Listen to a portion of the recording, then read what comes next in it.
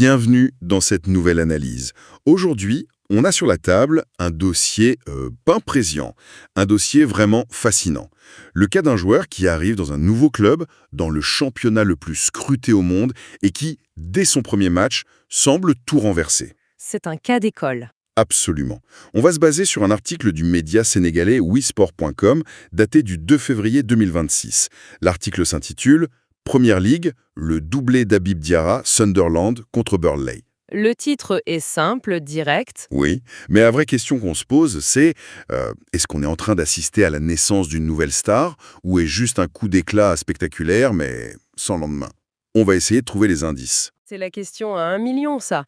Ce qui est passionnant ici, c'est qu'on ne parle pas seulement de sport. On parle de psychologie de la performance.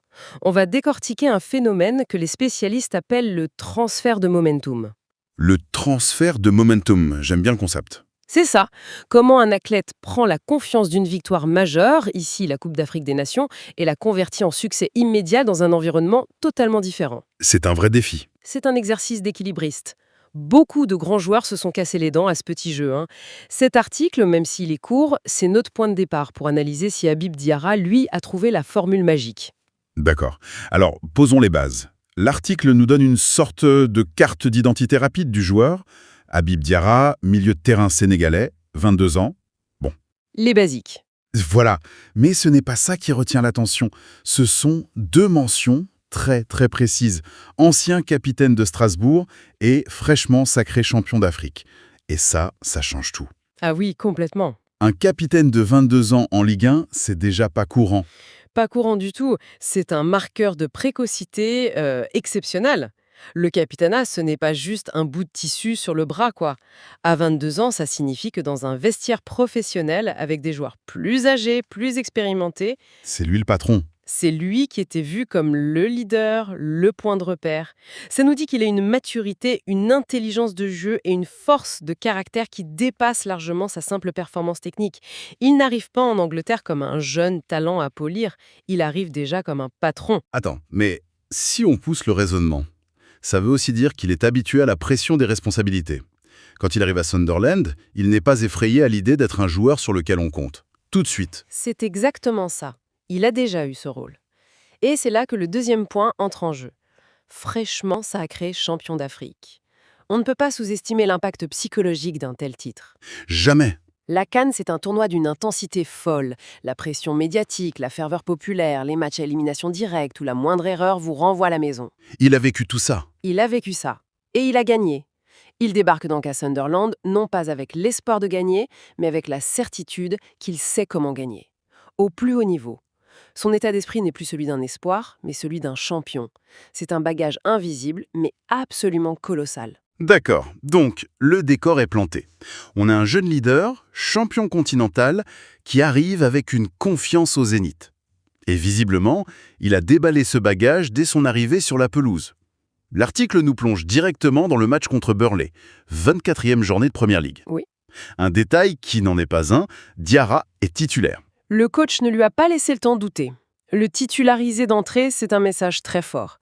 C'est lui dire « on ne t'a pas recruté pour dans 6 mois. On a besoin de toi maintenant ». C'est un pari, mais c'est aussi un signe de confiance qui peut galvaniser un joueur. Et vu le résultat, le pari a été plus que payant. Clairement. Et c'est là que ça devient vraiment intéressant. L'article utilise une expression très forte. Il ne dit pas qu'il participe à la victoire, Non, mais qu'il est en train de porter Sunderland vers le triomphe. C'est une nuance énorme. c'est ça. Il n'est pas un passager, il est le pilote. Absolument. Et la description des buts nous montre à quel point il a endossé ce rôle de leader technique. Prenons le premier but, marqué dès la 9e minute. C'est ultra rapide. Pour une première titularisation, marqué si tôt, ça libère une pression immense, pour lui et pour toute l'équipe. Et l'article parle d'une superbe action individuelle. Ça, c'est un indice tactique crucial. C'est-à-dire? Ça veut dire qu'il n'a pas juste poussé un bon ballon au fond. Exactement. Une action individuelle, ça signifie qu'il a probablement reçu le ballon assez loin du but, peut-être au milieu de terrain, qu'il a éliminé un ou plusieurs adversaires et qu'il a conclu lui-même. D'accord. Tactiquement, ce n'est pas le geste d'un simple milieu relayeur. C'est l'action d'un joueur qui a la liberté d'un numéro 10, un créateur capable de casser les lignes tout seul.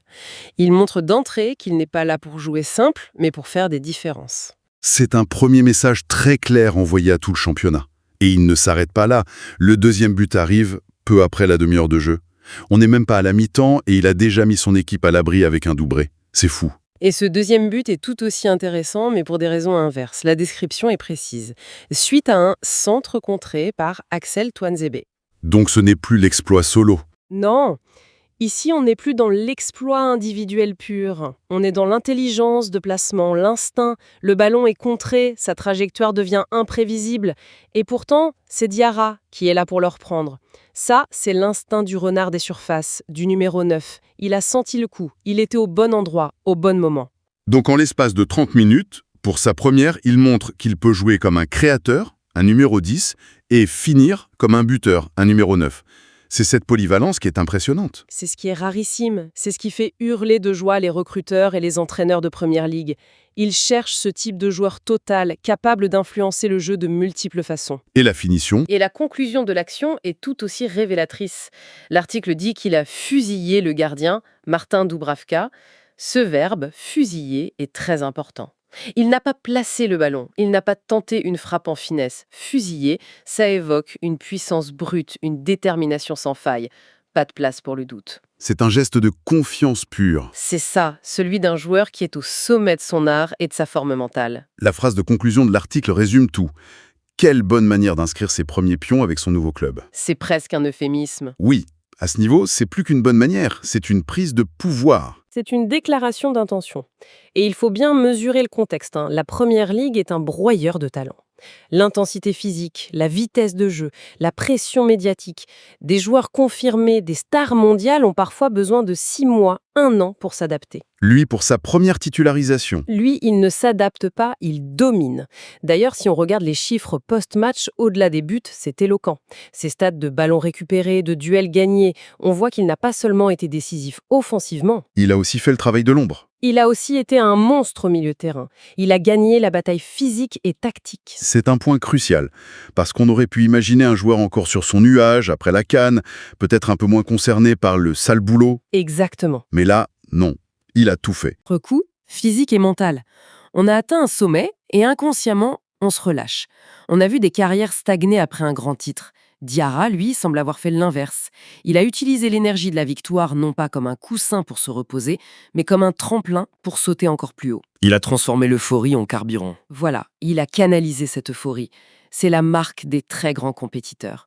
Ils ne sont jamais rassasiés. C'est fascinant. Mais alors, est-ce qu'il n'y a pas un risque et un début aussi explosif? Je me mets à la place des supporters de Sunderland. Ah oui? Ils viennent de voir ça, et maintenant, ils vont s'attendre à ce niveau de performance à chaque match. Ça met une pression dingue sur les épaules d'un joueur de 22 ans, non? Tu mets le doigt sur le revers de la médaille. C'est le piège d'un début aussi parfait. Il a placé la barre incroyablement haut. Le prochain match où il sera un peu moins bien, où il ne marquera pas, les questions vont fuser. Était-ce un coup de chance? Peut-il maintenir ce niveau? Le plus dur commence en fait. Le plus dur en sport, ce n'est pas d'attendre le sommet, c'est d'y rester. Son défi maintenant n'est plus de prouver qu'il a le talent, il l'a fait de manière éclatante, mais de prouver qu'il a la constance. On imagine la tête de l'entraîneur qui doit être à la fois ravi et un peu anxieux. Un peu des deux, oui. D'un côté, il y a une pépite entre les mains. De l'autre, il doit gérer ses attentes démesurées. Mais pour le club, pour Sunderland, c'est quand même une validation incroyable de leur recrutement. Ah, pour la cellule de recrutement, c'est le scénario de rêve. C'est le genre de performance qui justifie des mois de travail, de scouting, de négociation. Tout le travail en amont. Exactement.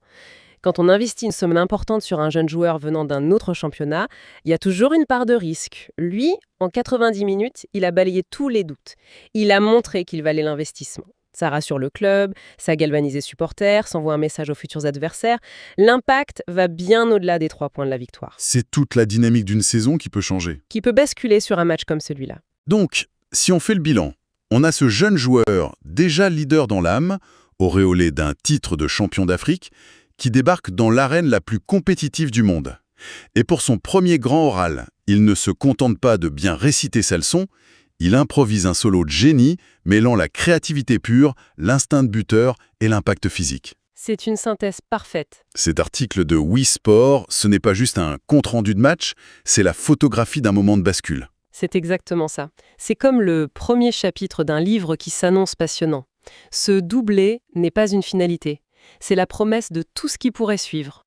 Il vient de prouver à lui-même et au monde entier qu'il a non seulement le talent, mais aussi la force mentale pour passer du statut de grand espoir du championnat de France à celui de joueur qui compte en première ligue. La transition est faite. La transition est réussie. Maintenant, le plus dur commence. Confirmer.